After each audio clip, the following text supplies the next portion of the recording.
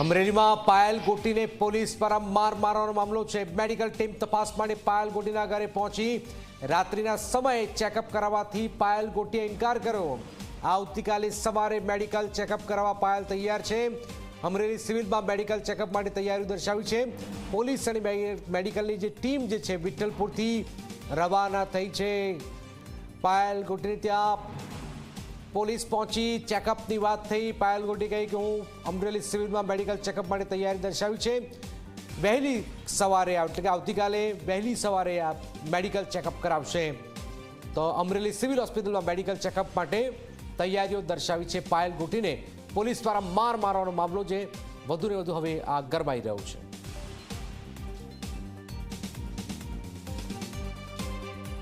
આપણે સિવિલમાં જવા માટે નીકળ્યા પછી આપને ફોન ઉપર કોઈ સાથે વાત કરી એટલે આપણે પરત આવ્યા કે નથી કરાવું। તો મને એવું થયું કે હું મેડિકલ ટીમને આપને ત્યાં લઈને આવું। આપને બીજું શંકા ન હોય, પરિવારના સભ્યો પણ હાજર છે અને આપની રૂબરૂમાં શાંતિથી અને મહિલા ડોક્ટર સાહેબો છે। એટલે તો મેં લખાઈ દીધું કે હું 2-3 દિવસમાં મેડિકલ ચેકઅપ કરાવી લઈશ અને તમને જોડે રાખીશ, એવું મેં લખાયું। અત્યારે આપ કરાવવા નથી માંગતા? નહીં, કાલ સવારે હું પાક્કું કરાવી લઈશ અને તમને જોડે જ રાખીશ। મેડિકલ કરાવવા માટે કોને ના પાડી? શું કામ? મને કોઈ ના નથી પાડી, મને શું કામ કોઈ ના પાડે?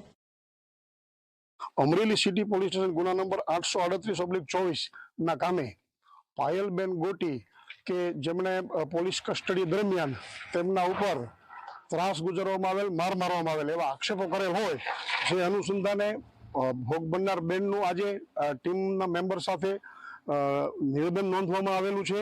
તેમજ તેમના માતા પિતા અને આગેવાનોની રૂબરૂમાં તેમને મેડિકલ કરવા માટે અમરેલી સિવિલ હોસ્પિટલ માટે તૈયાર કર્યા અને તેમણે કન્વિન્સ થયા અમારી સાથે અને અમે લઈ જતા હતા। એ દરમિયાન એમના સગાવાલાનો ફોન આવતા એમણે ગાડી રોકાવી દીધેલી અને પરત ઘરે લઈ જવાનું કહેતા અમે એમને પરત ઘરે લાવેલા અને આ બાબતે અમે એમના કાકાનું નિવેદન નોંધેલું છે। તેમજ અમે ત્યાં મેડિકલ કરાવવા તે ન માગતા હોય, જેથી મેડિકલ ટીમને અમે અત્રે ગામે લાવેલા હતા કે જેથી એમનું તાત્કાલિક એમના આક્ષેપ અનુસંધાને મેડિકલ થાય અને પુરાવા અમે એકત્ર કરી શકીએ। પરંતુ તેમણે મેડિકલ કરવાનો અત્યારે ઇનકાર કરેલો હોય, જેથી આવતીકાલે મેડિકલ કરાવશે એવું જણાવતા હોય। બસ એટલી તપાસ છે। લેટર કાંડ બાબતે પાયલબેન ગોટી એ આક્ષેપ કરેલા કે પોલીસે મને ટોર્ચર કરેલી છે, જે બાબતે અમરેલી જિલ્લા પોલીસ અધિક્ષક સાહેબ દ્વારા એસઆઈટી ની રચના કરેલી છે।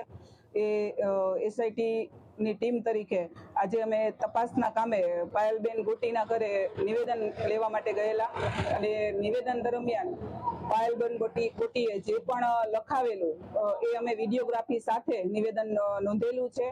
બાદમાં અમે પાયલબેનને એમના પરિવારના સભ્યોની સાથે મેડિકલ કરાવવા માટેની એમને જણાવેલું હતું કે તપાસના કામે આપણે મેડિકલ કરાવવું જરૂરી છે, જેથી પાયલબેન એમના પરિવારના સભ્યો સાથે રાખી અને એમના કઝિન સિસ્ટર અને એમના એક અન્ય ભાઈને સાથે લઈ લાવવાની સહમતિ દર્શાવતા અમારી સાથે અમે એમને મેડિકલ કરાવવા માટે એમની સ્વખુશીથી ઘરેથી નીકળેલા હતા। ત્યારબાદ અમે આગળ આવતા એમના ગામમાંથી બહાર નીકળતા ફતેહપુર ગામના પુલ પાસે પહોંચતા ત્યાં અચાનક બેને એવું કીધેલું કે મારે મેડિકલ કરાવવું નથી, મને ઘરે પાછા મૂકી જાઓ। અને એ દરમિયાન પરેશભાઈ ધાનાણી પણ ત્યાં આવી ગયેલા અને એવું કીધેલું કે હાલ મેડિકલ કરાવવાનું નથી થતું, દીકરીને એમના ઘરે પાછા પહોંચાડી દો, જેથી કરીને અમે પાયલબેનને એમના ઘરે પાછા લઈ ગયેલા।